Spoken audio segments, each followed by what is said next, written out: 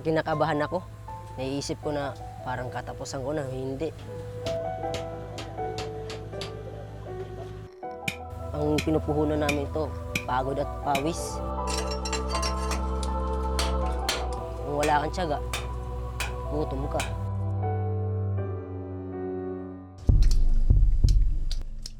Yun, blasting yun. Sa halip na sa paaralan, inabutan namin ang magpinsang sina Jovert at Paulo papasok sa isang matarik at malalim na butas sa ilalim ng lupa. Pakay nila ang makahanap ng ginto. Bukod sa mapanganib na pagpasok at pagsuong sa mga butas, ay peligroso rin ang paggamit ng mga bata ng mercury o asoge sa pagproseso ng ginto.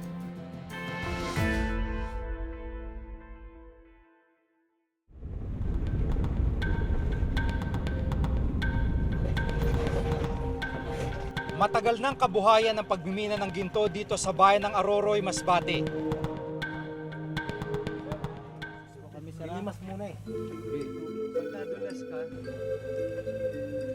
Inabutan ko sa minahan ang magpinsang sina Jovert at Paulo, parehong 16 na taong gulang. Silipin natin yung butas. Ito yung butas, dito ka bababa mismo. No? Dito po. Gaano kalalim to? Mga 30 feet. Sanay na sanay ka nang pumasok sa mga ganyan. Hindi ba to pwedeng gumuho?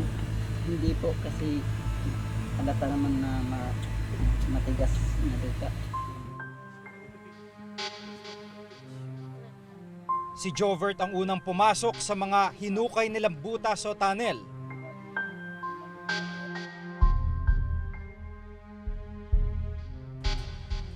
Kailangan niyang kumapit sa mga kahoy na nakadikit sa gilid ng tunnel.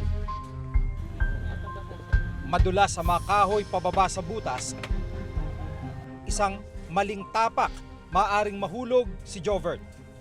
10 taong gulang pa lang si Jovert na magsimula siyang matutong magmina. Sinama ako ni Papa. Sinasama niya ako pa sa ilalim ng butas. At nakikita kung paano niya kukunin ang ginto. Siya ang panganay sa 7 magkakapatid. Walang permanenteng trabaho ang kanyang ina. Ang ama naman ni Jovert namatay dahil sa pagmimina.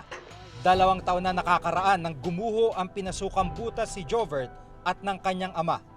Akala na kasi namin hindi yung bibigay ang lupa. Akala namin matigas. Yung pala. Yung pala mayumok. Ibig sabihin, nung nahulog siya sa tunnel, nakita niyo buhay pa. Tapos Nakita, nadaganan ulit siya ng lupa. gihukay po namin, ginukay kaya po namin. At sa nung nakuha na namin ang kabilang lawas dito po, nung nakuha na, buhay pa siya. At doon lang namatay gapong itong tinagdagan.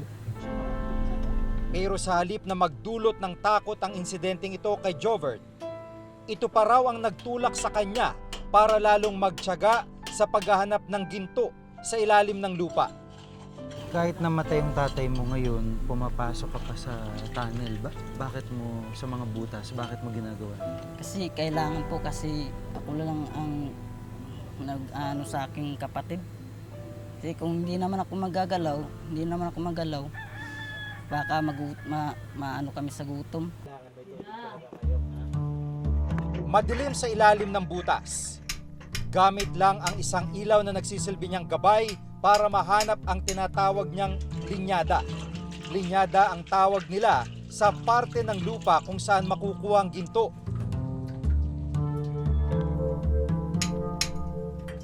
Gamit naman ang maliit na maso, binabasag ni Jovert ang mga bato sa ilalim.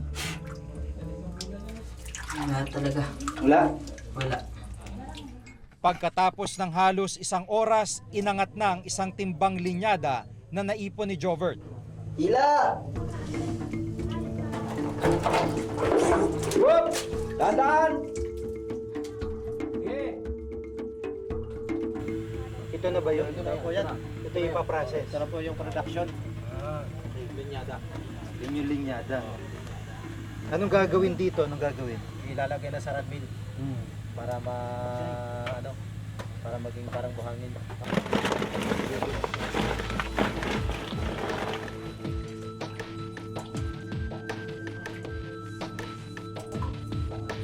Ilang oras din ang lumipas nang magpasyang umahon si Jovert. Pagkatapos ni Jovert ay si Paulo naman ang bumaba dito sa butas. Mamaya-maya ay sisenya siya para iangat ulit yung balde na may laman ng mga bato.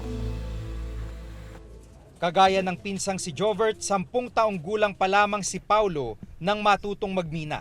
Ano yung pakiramdam mo? Anong nasa sa isip mo? Parang kinakabahan ako. Naiisip ko na parang katapusan ko na, hindi. Pero kinakaya ko kasi sa hirap kasi ng buhay. Kung hindi ka makapasok sa butas, wala kayong makakain sa araw-araw. Ilang taon pa lang nakakalipas nang mamatay ang ina ni Paulo. Nagkaroon na rin kaagad ng bagong pamilya ang kanyang ama. 12 magkakapatid sina Paulo, kaya naman kailangan niya magbanat ng buto para mairaos nila ang araw-araw. Gano'ng kahirap para sa kagaya mo yung trabaho dito? Mahirap.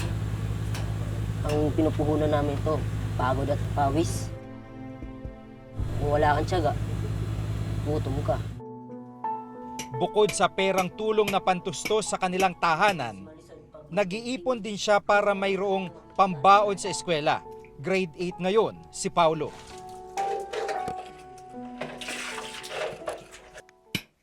Mula sa ilalim, maririnig ang mga pampasabog na ginagamit ng ilang minero. Blasting yun.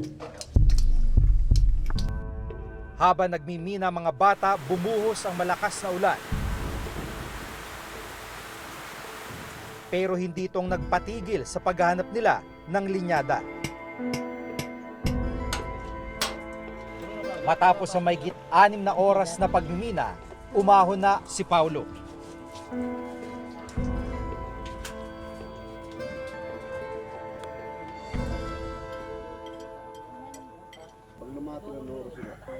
Mula sa mga nakuwang bato sa butas, pinili nila ang mga linyadang maaring mapagkunan ng ginto.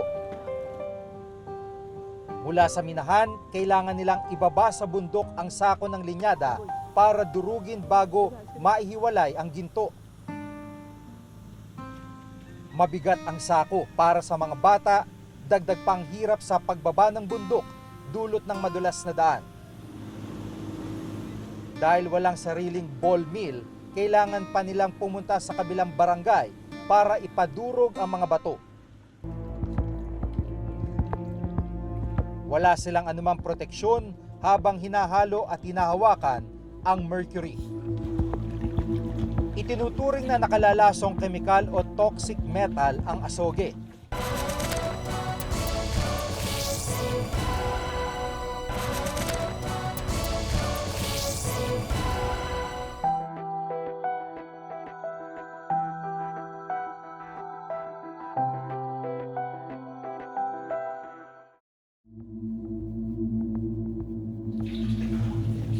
Kinabukasan, maagang inumpisa ng mga bata ang pagproseso ng paghiwalay ng ginto mula sa malabuhangin ng linyada. Isinalin ito ni Paulo sa planggana. Si Jovert naman ang magsasala ng ginto. Habang sinasala, inihalo na ni Jovert ang asoge o mercury. Wala silang anumang proteksyon habang hinahalo at hinahawakan ang mercury. Itinuturing na nakalalasong kemikal o toxic metal ang asoge. Mula na magsimula silang magmina, 6 na taon na nakakaraan.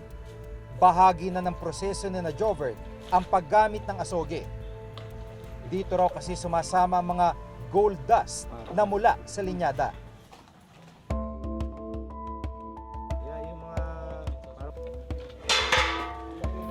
Baliwala sa mga bata ang peligrong maaring idulot ng paghawak nila ng mercury. Mga ilang gramo yan, tansya mo? Mga Kapag napili ng ginto, saka naman ito lulutuin.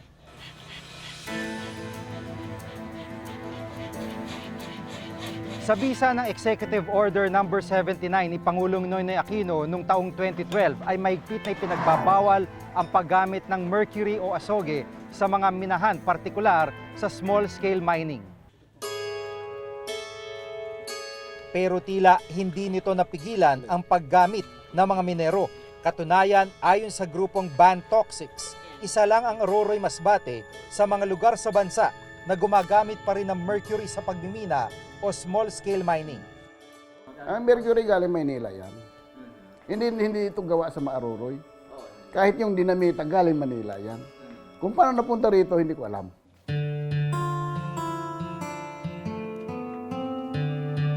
$300 ang kinita ng magpinsang Jovert at Paulo mula sa 2 araw na pagbabanat ng buto. Ting magkano kayo? Tig 150. Ganito lang, pag kailangan mag-ipon, pag hindi ka talaga mag-ipon, hindi ka talaga magkakapira. Mahal kong ibenta sa merkadong ginto. Pero mga nagpapakahirap na makakuha nito, nananatiling mahirap. Katunayan sa pinakauling pag-aaral ng NSCB, ika-10 Masbate sa pinakamahirap na probinsya sa bansa. Ang pagkilala sa mga small-scale gold miners bilang isang industriya. Kasi yung pagkilala sa kanila, magdadala na rin ito ng edukasyon para sa mga small-scale miners. Kasama dito sa aim natin na pag-educate sa kanila ay yung pagtuturo sa kanila ng una, alternative technology in small-scale gold mining at pagpapatupad ng National Strategic Plan on phase out ng mercury. Nakita ng mga bata siguro, mas madali kumuha ng pera doon, pupunta doon. Gusto ng bata madamdali yung pera, yun, pupunta dyan. Dali lang yan eh.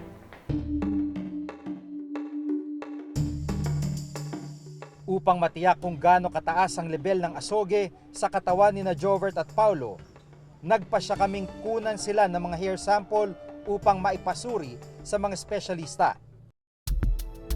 Kahapon lumabas na ang resulta ng pagsusuri sa hair sample ni na Jovert at Paulo. Lumabas na hindi ganun kataas ang level ng mercury sa mga hair sample ng 2 bata. Pero ayon sa eksperto, hindi raw ibig sabihin nito ay hindi na peligroso ang level ng mercury sa katawan ni na Jovert at Paulo. Ang mercury, no, classified siya as carcinogenic. So, deadly siya. Meron tayong tinatawag na vulnerable population. So, sila yung mga, kumbaga matindi epekto sa kanila. Yung mga nagbubuntis o magbubuntis, yung mga bata, extremes of age, at saka yung mga matatanda.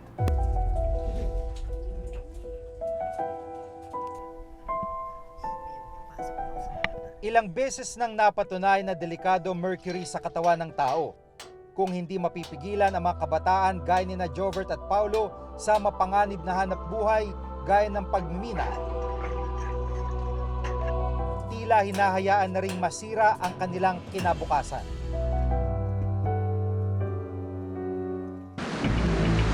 Super Typhoon. Ganito inilarawan ng Pag-asa at ng US Joint Typhoon Warning Center ang Bagyong Ruby na may international name na Hagupit.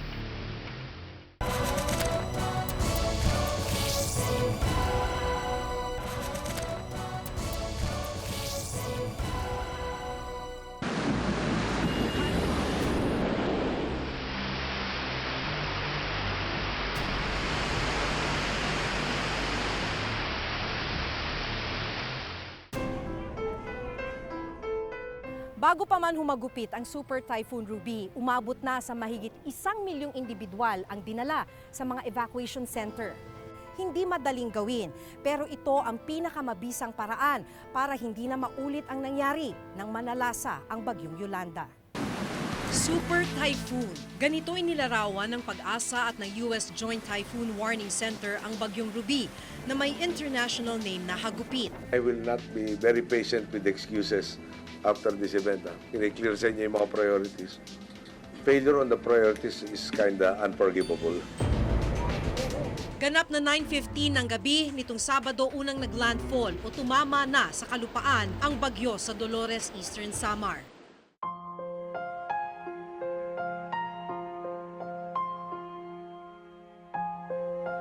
Nang humupa ang hagupit ng Bagyong Ruby, lumantad ang pinsalang dulot nito. Tulungan mo kami. Kanatong balay nawakay. Ayon sa NDRRMC, umabot na sa 9 ang naitalang nasawi dahil sa pananalasa ng bagyo. Nasa mahigit 1.9 billion pesos naman ang halaga ng pinsala sa agrikultura at infrastruktura ayon sa NDRRMC. Dahil daw sa matinding paghahanda na ginawa ng pamahalaan, kabilang na ang mga local government unit, hindi naging kasing tindi ng mga nakaraang bagyo ang pinsala ng Bagyong Ruby ayon sa Center for Disaster Preparedness. Talagang medyo ang laki ng ipinagbago ng kahandaan na ginawa ng pamahalaan, ng national government, ng local government. Mayroon sanang maayos ang mga evacuation centers para sa ganon ay talagang yung mga tao ay talagang bukas puso, no, nalilikas doon. Gayunman, hindi dapat maging kampante dahil ayon mismo sa Pag-asa, hindi ito ang huling pagkakataon na makararanas ang bansa ng pananalasa ng isang super typhoon. Ito ang mas malawak na paglalantad sa mga isyu ng bayan. Ako po si Maki Pulido. Hanggang sa susunod na Webes ng pagbabantay sa pamahalaan at lipunan, ako si Jig Manikad at itong nakatala sa aming Reporter's Notebook.